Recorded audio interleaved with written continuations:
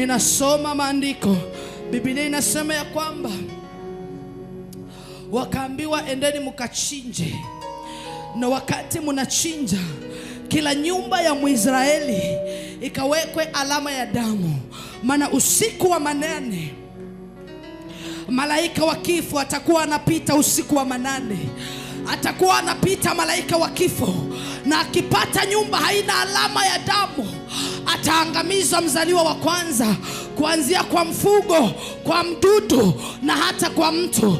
Na maandiko yanasema ya kwamba wakachinja, na walipochinja wakaenda kwa kila nyumba ya Mwisraeli wakiweka alama ya damu.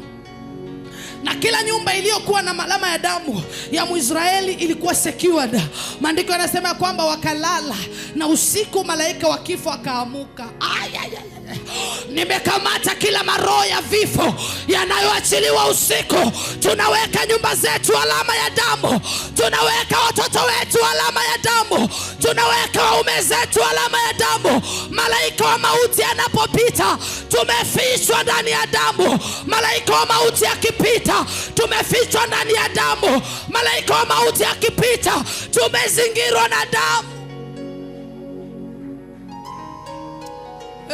Yesu, huduma yangu imezingirwa na damu. Ayadaba saladaba.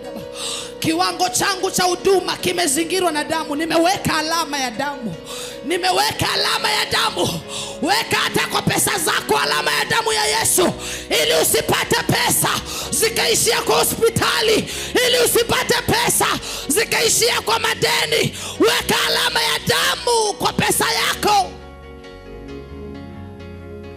Umwambie Bwana, siwezi toa fungu la 10 na niteseke kifedha. Nimeweka alama ya damu.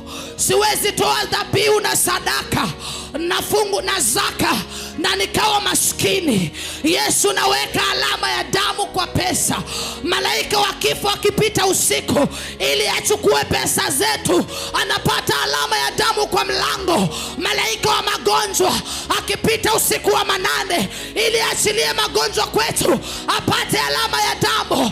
Weka alama ya damu kwa watoto wako. Hata kama haujazawe ni msichana, uko na uzao wa tumbo lako, mwambie Bwana, naweka alama ya damu kwa watoto wangu.